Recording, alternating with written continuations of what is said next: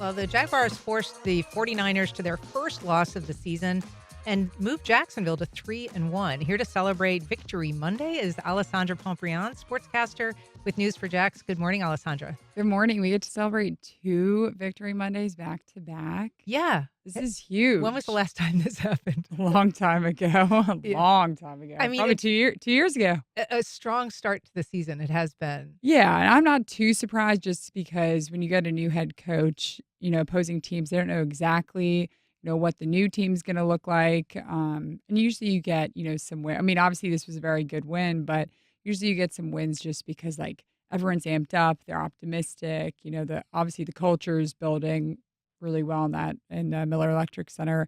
But I'm not too surprised. And they were banged up. The 49ers were banged up. And this was a sloppy win again for the Jaguars, but a win is a win, so who cares? Yeah, and it sounds like, Coach was saying that. He's like, it wasn't pretty, but No. he's Yeah. still really glad with what they're doing. And it was another game defensively where they looked really strong. Yeah, the Jaguars defense lights out. Leading the league again with 13 takeaways in 4 games is just that's just remarkable. It's insane to think about that, especially because they're not playing against, like easy teams. They just played the 49ers, they played the Texans, they played the Bengals. I mean, those are 3 really good offenses and really good teams. And to be able to produce 4 or 13 takeaways in 4 games is just it's hats off to the defense. This was a 26-21 win for the Jaguars. It sounds closer maybe than it felt. So did you have any of that, like, oh, it's going to happen in the fourth quarter fear like we've had for the last couple games, or did you think that they sort of had it locked?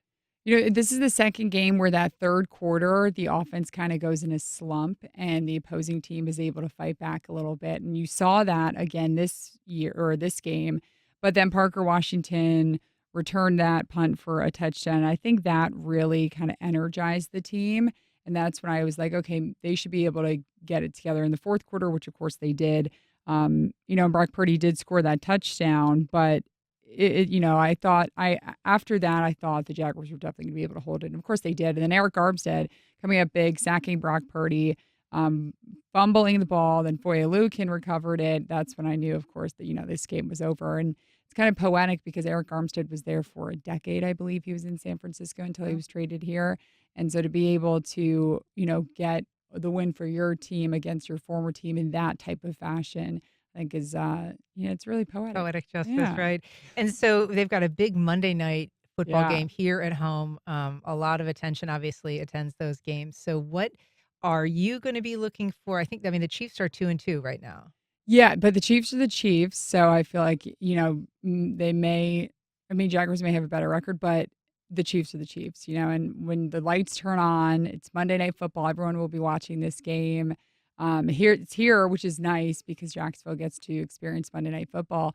Yeah, but, you can't count them out just because they're 2-2, but it's nice to have some momentum into that game, and the Chiefs just played I believe they played the Ravens yesterday. Yeah, yesterday, and just wiped them out. That was Mm. a big win for the Chiefs. So they're bringing some winning momentum. It's going to be a hard game for the Jaguars, but I think, they played the Chiefs, was it last year, 2 years ago? And you're like, okay, that's definitely going to be a loss. Just check that off. But now they have a chance. They really do. This defense is so, so good.